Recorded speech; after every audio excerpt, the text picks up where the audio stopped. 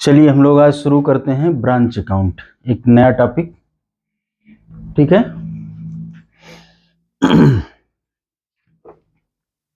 एक हम लोग क्वेश्चन लेते हैं।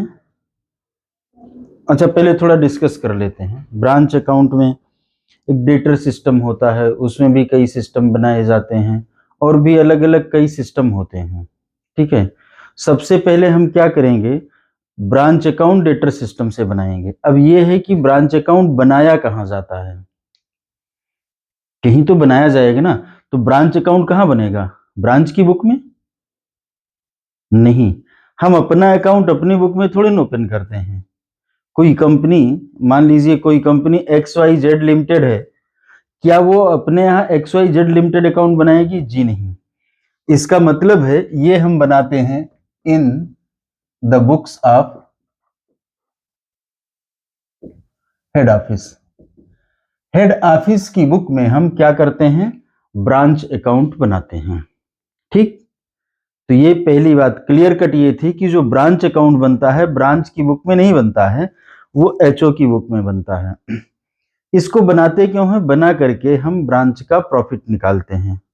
मान लीजिए एक हेड ऑफिस है लखनऊ में, उसका ब्रांच ऑफिस कानपुर में है, एक ब्रांच ऑफिस दिल्ली में है, तो अलग अलग ब्रांच अकाउंट बनाएंगे। ठीक है। एक क्वेश्चन लेते हैं, उसके माध्यम से पहले समझते हैं, फिर आगे डिस्कशन करेंगे। एक क्वेश्चन है, सहाय एंड कंपनी ऑफ बीकानेर, क्या नाम है, सहाय एंड कंपनी। तो यहां पर क्या लिखेंगे, in the books of Sahay and company. ठीक। किसकी बुक में बना रहे हैं, हेड ऑफिस की बुक में।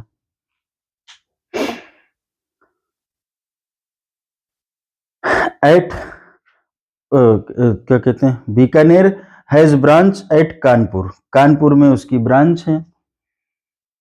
विच sells goods for cash only, जो कि गुड्स को सिर्फ कैश में बेचती है। कौन, कानपुर ब्रांच। बात हम ब्रांच अकाउंट बनाने की कर रहे हैं, तो उसी के रिकॉर्ड्स हम बनाते हैं। और जब ब्रांच अपना गुड्स बेच लेती है, खर्चे कर देती है, इसके बाद में क्या होता है, स्टेटमेंट भेजती है हेड ऑफिस को, और उसी स्टेटमेंट के आधार पर यहाँ पर हम अपना ब्रांच अकाउंट बनाते हैं। और हमने भी अपना स्टेटमेंट बनाया होता है, उसके भी आधार पर बनाते हैं। ठीक है।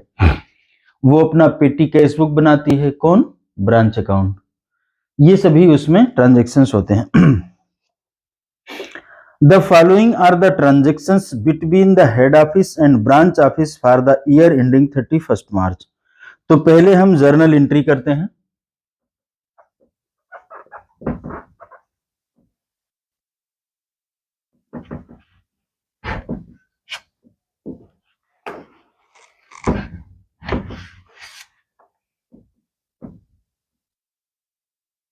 ठीक है।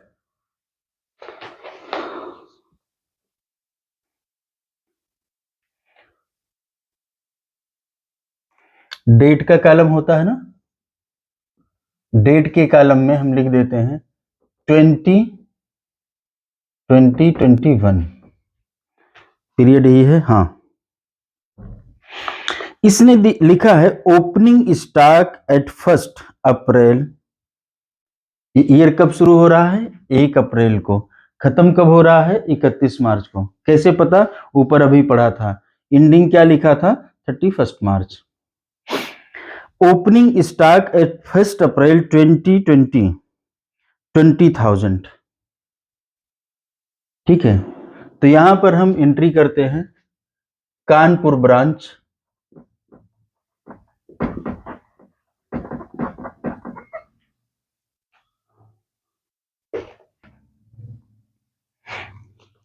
Kanpur branch account debit.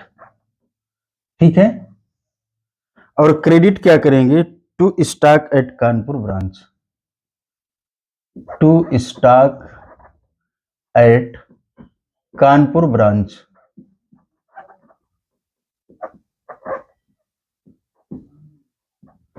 कितना है, 20,000। ये डेबिट साइड है और ये क्रेडिट साइड है।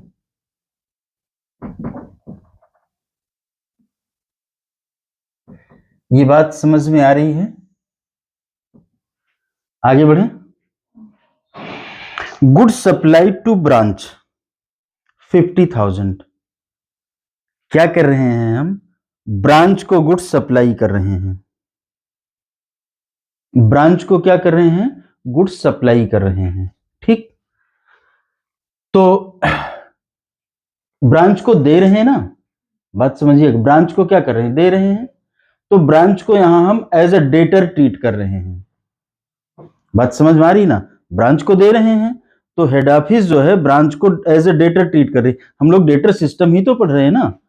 तो ब्रांच को हमने दिया, तो कानपुर ब्रांच अकाउंट डेबिट कितना गुड्स सप्लाई किया है? 50,000 का। और टू गुड्स सप्लाइड, यही है ना, to goods supplied to Kanpur branch 50,000। ये समझ में आ रही एंट्री? गुड्स सप्लाई, गुड्स का मतलब है यहां पर हमने, जैसे हम सेल करते हैं, सेल में क्या करते थे? अपना रेवेन्यू क्रेडिट करते थे, सेल को रेवेन्यू मानते थे। यहां पर क्या है? हमारा गुड्स बाहर जा रहा है, मतलब स्टॉक हमारा कम हो रहा है। इसका नाम हमने दिया goods supply to Kanpur branch. बात समझ में आ रही है? Goods supply to Kanpur branch, इसको गुड्स सप्लाई क्या है? हमारे गुड्स को, असेट को डिक्रीज कर रहा है। और कानपुर ब्रांच को डेबिट क्यों किया है? क्योंकि ये हमारा डेटर है, डेटर एक असेट के रूप में होता, तो असेट इंक्रीज हो रहा है। ठीक है, आगे बढ़ते हैं। इसके बाद लिखा है cash send to branch for rent 200, other expenses 100, total 300। Cash भेजा है, किस लिए भेजा है? किराए के लिए भेजा है। कितना? 200। और अदर खर्चे के लिए भेजा है 100। अब किराए के लिए गया है कि किसी और खर्चे के लिए गया है, वो अभी यहां मैटर नहीं करता है। हमने दिया किसको है? कानपुर ब्रांच को दिया है। क्या दिया है? कैश दिया है। तो यहां पर ध्यान देना है, कानपुर ब्रांच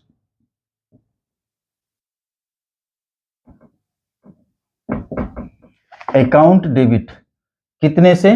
300। और टू कैश। बात समझ में आ रही? अगर नहीं आएगी तो पूछ लेना, क्योंकि ब्रांच अकाउंट को लोग याद कर लेते हैं, बड़ा मुश्किल बना देते हैं। वास्तव में है नहीं इतना मुश्किल जितना लोग बनाते हैं। हाँ, अभी आगे जब वो होलसेल सिस्टम वगैरह आता है तो जिनकी कैलकुलेशन थोड़ा वीक होती है उनको थोड़ा दिक्कत होती है। बाकी ठीक है, कोई खराब नहीं, बड़ा अच्छा चैप्टर है। इसके बाद फिर से पढ़ना, cash received from branch during the year. पूरे साल में हमने कैश रिसीट किया। किससे रिसीट किया है? ब्रांच से। तो यहां पर ब्रांच ने दिया पैसा ना, मतलब जो वो बकाया था वो घट रहा है। ब्रांच के नाम का जो हमने डेटर बनाया था, अब डेटर को क्या करेंगे? क्रेडिट करेंगे। और कैश आया है तो कैश को क्या करेंगे? कैश, कैश अकाउंट डेबिट कितना आया? 60,000। और टू बताइए,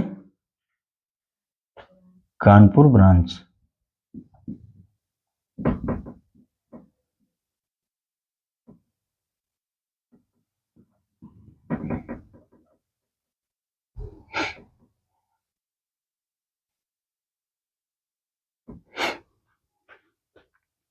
इसके बाद ये लिख रहा है क्लोजिंग स्टॉक एट 1 मार्च 2021 15,000 और क्लोजिंग बैलेंस ऑफ पेटी कैश 10 रुपए। क्या बोला इसने? दो बात बोली है। एक तो क्लोजिंग स्टॉक है, कितना है? 15,000। तो यहां लिख दें स्टॉक एट कानपुर ब्रांच 15,000। और पेटी कैश है, कितने रुपए का है? 10 रुपए का है। तो हम कैश लिख दें, ऊपर क्या लिखा, कैश लिखा ना, तो यहां भी कैश लिखेंगे, cash account debit 10 to Kanpur branch.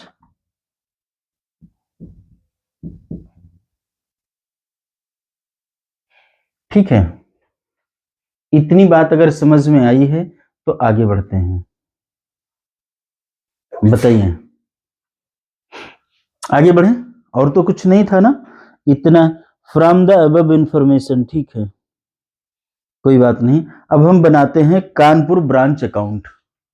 सबसे पहले यहां क्या लिखा था, कानपुर ब्रांच अकाउंट, यहां लिखते हैं Kanpur branch account.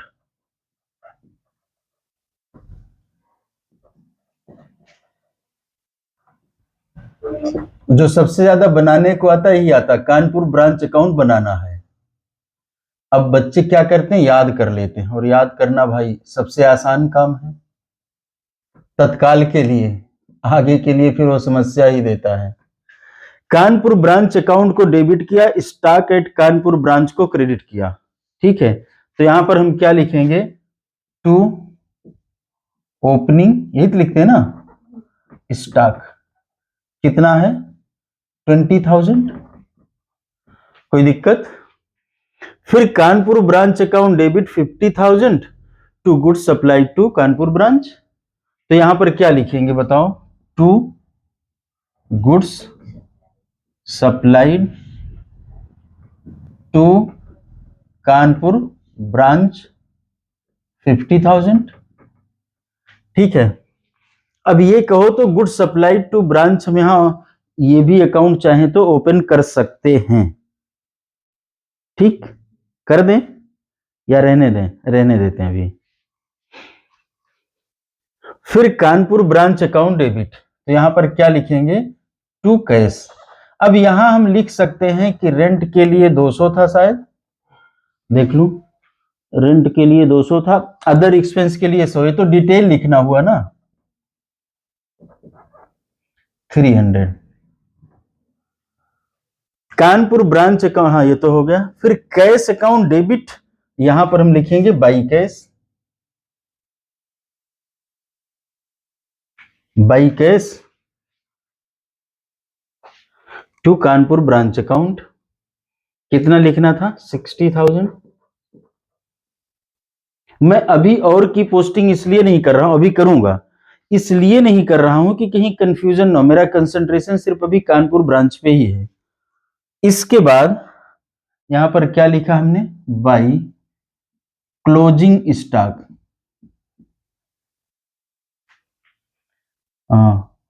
By balance carry down लिख दें, ज्यादा अच्छा रहेगा।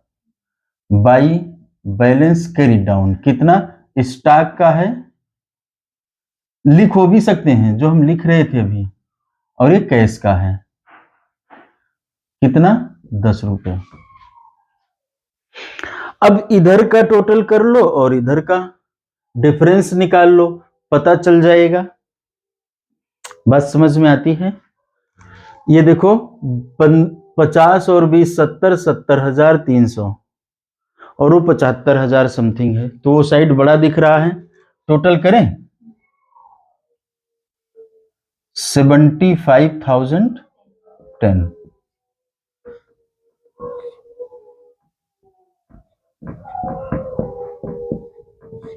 ठीक, अब इसमें से इस टोटल को माइनस कर दो, यहां कहीं करते हैं 75,010 माइनस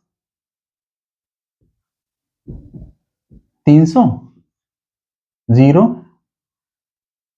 1 7 और ये कितना है 4, 4710। तो ये जो निकल करके आया, क्रेडिट साइड बड़ा है डेबिट छोटा है, तो इधर लिखेंगे to profit and loss account, कितना है 4710। इसकी एंट्री यहां कर सकते हैं, कानपुर ब्रांच अकाउंट डेबिट कितने से, 4710 से to profit and loss account, या कहीं कहीं इसको लिखें general profit and loss account. ठीक है, ये बात समझ में आ रही है या कहीं डाउट है?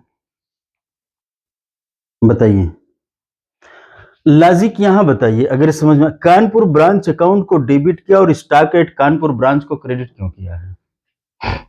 इसमें जो स्टॉक आया है, मतलब पहला जो स्टार्ट हुआ है, जो स्टॉक ही आया है। स्टार्ट होता है तो पहले स्टॉक आ ही नहीं सकता, पहले तो गुड्स कहीं जाएगा।